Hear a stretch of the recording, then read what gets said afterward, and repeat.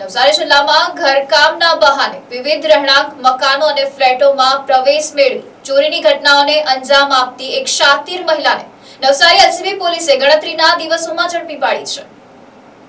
નવસારી જિલ્લામાં ઘરકામ કરવાના બહાને રહેણાંક મકાનો અને ફ્લેટોમાં જઈ ચોરીને અંજામ આપતી મહિલાને નવસારી એલસીબીની ટીમે ઝડપી પાડી હતી.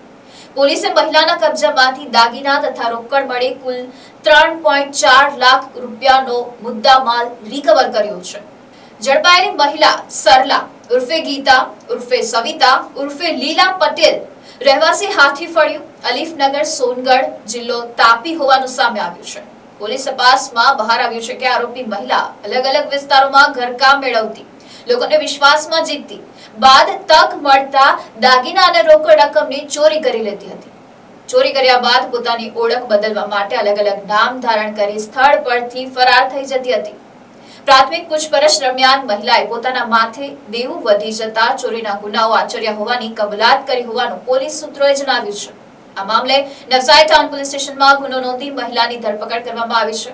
પોલીસે વધુ ગુનાઓમાં સંડોવણી અંગે તપાસ હાથ ધરી છે. નવસારી ટાઉન પોલીસ સ્ટેશનમાં ગુના રજિસ્ટ્રેશન નંબર 830/2026 ના નોંધ ક્રમાંકે એક ચોરીનો ગુનો દાખલ કરવામાં આવેલ.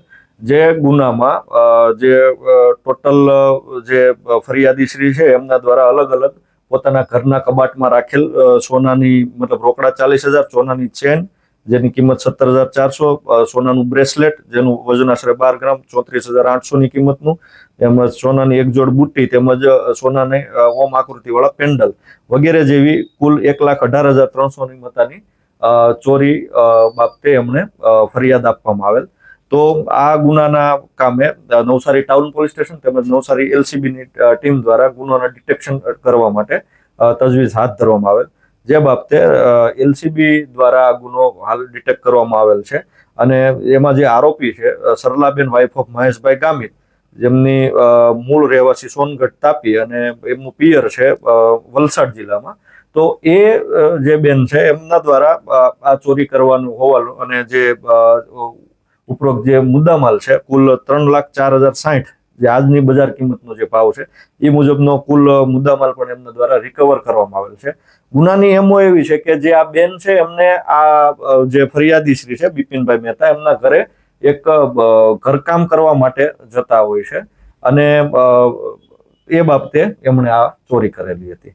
તો આ મારી નવસારી તથા દરેક જનતાને એ જ નમ્ર અપીલ છે કે આપના દ્વારા જે કોઈ પણ વ્યક્તિને ઘરકામ માટે કે કોઈ બીજાના મતલબ બીજા અન્ય કામ માટે રાખવામાં આવતી હોય તો એમની એક સંપૂર્ણ ચકાસણી કરવી, એમનું આધાર કાર્ડ અને અન્ય ડોક્યુમેન્ટની ખરાઈ કરીને જ એમને કામ પર રાખવા જોઈએ. ડાયરેક્ટ કોઈ વ્યક્તિ ઉપર ડાયરેક્ટ આંધળો વિશ્વાસ મૂકવો જોઈએ નહીં.